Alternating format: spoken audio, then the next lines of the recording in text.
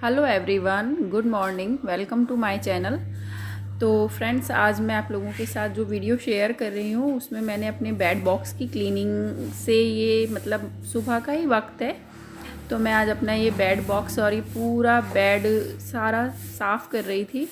तो मैंने इसे शूट किया है और मतलब ये डबल बेड के एक पूरे सेक्शन में तो सिर्फ मेरी साड़ियाँ ही रखी होती हैं और एक सेक्शन में बहुत थोड़ा सा सामान होता है।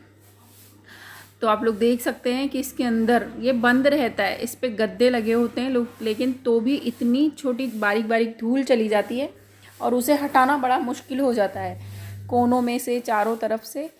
लेकिन मेरे इस बेड के साथ एक चीज़ बहुत अच्छी है कि ये आगे पीछे खिसक जाता है। जैसे जो इसका सिरहाना है वो तो दीवार में अटैच है, लेकिन बेड पूरा आगे आ जाता है। तो मैं इसे चारों तरफ से बहुत अच्छे से क्लीन कर लेती हूँ, क्योंकि ये चीज़ इसलिए रखनी पड़ी क्योंकि मेरे इस दीवार के पीछे मेरे रूम का बाथरूम है। तो उस बाथरूम की वजह से आप लोग देख सकते हैं कि पूरी वॉल पर हल्की हल्की सीलन आ जाती है। तो अगर मैं इसे पूरा ऐसे हमेशा अटैच ही रखती या ये लगा हुआ ही रहता तो मैं ये चेक भी नहीं कर पाती कि इधर पीछे कोई सीलन आ गई है या ये ख़राब हो रहा है या कुछ है।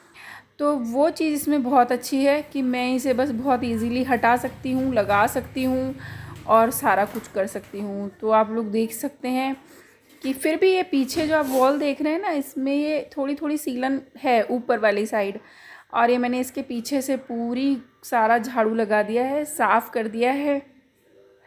और बस अभी यही सब चल रहा है फ्रेंड्स। दिवाली का जैसे अब दिन नज़दीक आते जा रहे हैं ना, तो बस कहीं कुछ कहीं कुछ कहीं कुछ, और अकेले ये सारा काम मैनेज नहीं हो पाता। मतलब बच्चे भी हेल्प करवाते हैं, हस्बैंड भी क्या है सुबह उठकर, क्योंकि उनका भी स्कूल टाइम सुबह का होता है। अब 1 नवंबर से तो 10 बजे से 4 बजे के स्कूल हो जाएंगे, तो वो सुबह जितना भी वो करवा कर जा पाएंगे उतनी हेल्प वो करवाएंगे, क्योंकि घर का जो काम है वो तो हमें करना ही है, वो तो फिक्स है। लेकिन ये जो एक्स्ट्रा क्लीनिंग, जो ऑर्गेनाइजेशन या जो भी दिवाली से रिलेटेड जो भी साफ़ सफाई होती है दोस्तों, वो एक्स्ट्रा काम है, इसे आपको एक्स्ट्रा टाइम लेके करना होता है।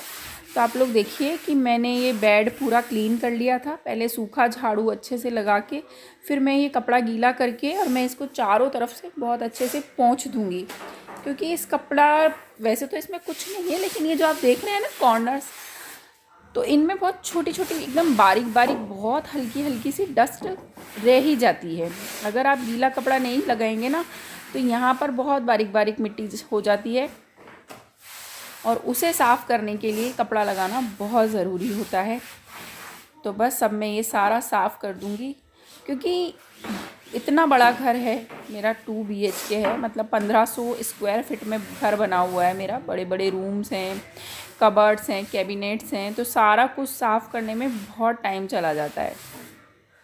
और मुझे ना, जैसे रेगुलर जो सफाई होती है जो हम डेली बेसिस पे करते हैं, जिसे हम डेली क्लीनिंग कह सकते हैं, मंथली कह सकते हैं, वीकली कह सकते हैं, या जो भी कह सकते हैं, लेकिन कुछ चीज़ें ऐसी होती हैं ना कि वो रेगुलर आप नहीं खोल सकते, अक्सर नहीं क्लीन होती, क्योंकि जो बेड पे गद्दे होते हैं उन्हें आप अकेले नहीं हटा सकते, सारी साफ़ सफाई आप अकेले हैंडल नहीं कर सकते। क्योंकि मैं ये सब साफ़ कर रही हूँ, लेकिन फिर मुझे खाना भी बनाना है, मुझे बाहर की पूरा बाकी के रूम्स को भी क्लीन करना है, मुझे कपड़े, बर्तन, झाड़ू, पोछा, क्योंकि मेरे यहाँ मैड कभी नहीं थी, मैंने आज तक मैड नहीं रखी है। जब मेरे बच्चे छोटे थे तब भी मैड नहीं थी। मेरे इन लॉज थे, अब तो वो दोनों एक्सपायर हो चुके हैं नहीं, लेकिन जब वो थे, क्योंकि अभी 17 में मेरे फादर इन लॉ एक्सपायर हुए और 2014 में मेरी मदर इन लॉ एक्सपायर हुई थी, तब तक भी मेरे पास कोई मैड नहीं थी फ्रेंड्स। और आप लोग देख सकते हैं ये सारा सामान वो है जो बेड में से निकला है, इसमें कुछ नहीं है, 2 बड़े साइज़ के कुशन्स हैं, और ये सारी मेरी साड़ियाँ और लहंगे हैं, और एक ये पुराना सोफ़ा कवर है जिसे अब मैं यूज़ नहीं करती हूँ। तो बस अब आप लोग देखिए, मैं इन्हें सबको निकालूंगी बाहर, फिर वापस जिसमें ये रखी है उनमें भी, क्योंकि बहुत बारीक बारीक धूल चली जाती है, तो मैं वो सारी धूल बाहर निकाल दूंगी और फिर वापस से मैं इन्हें सेट करके रख दूंगी। और जो साड़ियाँ मैंने बहुत दिनों से नहीं पहनी होती हैं या जो ऐसे ही रखी होती हैं, उनकी तो मैं फ़ोल्ड भी चेंज कर देती हूँ, क्योंकि कई बार होता है ना, बहुत दिनों से जो साड़ी, क्योंकि सिल्क की साड़ियाँ हैं या जो बनारसी साड़ियाँ हैं, अगर हम उनकी जैसे वो घड़ी बना के रखी हुई हैं, अगर हम उन्हें काफ़ी टाइम तक उस घड़ी को भी चेंज नहीं करेंगे या उसकी फ़ोल्ड नहीं बदलेंगे तो दोस्तों वो वहीं से कटने लगती है। क्योंकि मेरी शादी को 20 साल हो चुके हैं और मेरे पास मेरी शादी के लहंगे, साड़ियाँ सब कुछ हैं, क्योंकि वो इतने कॉस्टली होते हैं तो आप उन्हें ना थ्रो कर सकते हैं चाहे, और आउटडेटेड कुछ नहीं होता। आप ये देखिए कि अब ये हाल देखिए यहाँ का, ये कपड़े पर्दे धुल रहे हैं, इधर मशीन लगाई हुई थी। मतलब मैं आपको वो सिचुएशन दिखा रही हूँ कि जब मैं अपना बेड बॉक्स क्लीन कर रही हूँ ना तो मेरे घर की क्या हालत हो रही है। और ये सुबह का टाइम है, ये देखिए बच्चों ने केले खाए, छिलके वहीं पर हैं। मैं सब्ज़ी बना चुकी हूँ, ये दाल बन चुकी है, एक मैं सूखी आलू मेथी की सब्ज़ी बना चुकी हूँ, आटा लगा हुआ है और कुकर में चावल उबल चुके हैं। तो मतलब मेरी लंच की पूरी प्रिपरेशन हो चुकी है फ्रेंड्स। और हाँ ना, और इसके बाद ये आप देख सकते हैं ये सारे बर्तन यहीं पर हैं, लेकिन वो सब मैं करूँगी। लेकिन पहले मैं अपना ये पूरा बेड क्लीन करूँगी, इनको सब कुछ एक जगह सेग्रीगेट करूँगी, सारा सामान एक साथ लगा दूँगी, उसके बाद मैं बाकी का काम करूँगी। क्योंकि मैं जब भी दिवाली के क्लीनिंग के जो डेज स्टार्ट होते हैं तो फ्रेंड्स मैं एक स्ट्रेटेजी, एक रूपरेखा बनाकर काम करती हूँ। जैसे मैं सुबह अर्ली मॉर्निंग मैं उठ जाती हूँ लगभग 5 o'clock, क्योंकि मेरा बच्चा जिम जाता है तो मुझे उठना होता है। और फिर मुझे हैबिट है, शुरू से मुझे आदत है 5 साढ़े 5 बजे उठ जाने की। तो मैं उसके बाद जो मेरा अपने डेली जो काम है वो निपटाती हूँ, चाय पानी पीना, अगर मुझे वॉक पे जाना है तो मैं वॉक पे जाती हूँ। वो सब करने के बाद मतलब मैं एटलीस्ट 6:30 बजे से मैं अपने घर के कामों में लग जाती हूँ। तो मैं जब दिवाली के दिनों का बता रही हूँ मैं, ये मेरा डेली का नहीं होता है, जब वर्कलोड ज़्यादा होता है तो मैं उन दिनों ये फ़िक्स रखती हूँ कि मुझे 1 बजे तक कंटिन्यू काम करना है बिना रुके। दिमाग में एक पूरा शेड्यूल सेट कर लेती हूँ, कोई टू डू लिस्ट नहीं होती, कहीं कुछ नोट करके नहीं रखती, कुछ मेंशन नहीं होता, बस ये दिमाग में रखती हूँ कि आज ये काम मुझे ख़त्म कर देने हैं। और अब आप लोग देखिए कि मैं अपनी ये सारी साड़ियों को उसी तरीके से जैसे ये थी, बस मैंने इन्हें इस बैग बॉक्स को खाली किया है और वापस इसी में ये सब मैंने रख दी हैं। और इस तरफ मेरा ये बेड पूरा क्लीन था, तो क्लीन हो ही चुका था, बस अब तो मुझे ये साड़ियाँ अरेंज करनी है और इसके बाद मैं इसे पूरा बंद करके रख दूँगी। ये भी बहुत बड़ा काम होता है दोस्तों, क्योंकि देखनी पड़ती हैं, क्योंकि कभी इनमें होता है गीली, या जैसे हम लोग पहन के रख देते हैं। तो वैसे तो मैं कभी भी हैंड टू हैंड साड़ी को फोल्ड करके नहीं रखती हूँ, लेकिन कई बार होता है फंगस लग जाती है। और फिर आप लोग देखिए इतनी महंगी साड़ियाँ होती हैं, और मैं तो पहनती भी साड़ियाँ ही हूँ, तो मुझे तो इनकी बहुत केयर। और फिर ये जितनी भी बेड बॉक्स में रखती हूँ ना, वो सब हैवी साड़ियाँ होती हैं, मतलब सब 2000 से 10,000 के बीच की साड़ियाँ होती हैं। ये सारी सिल्की की साड़ियाँ हैं मेरी।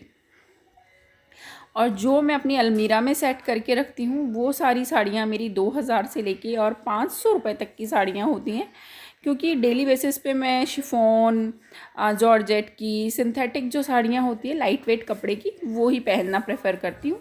बाकी ये सारी तो मेरी हैवी साड़ियाँ हैं।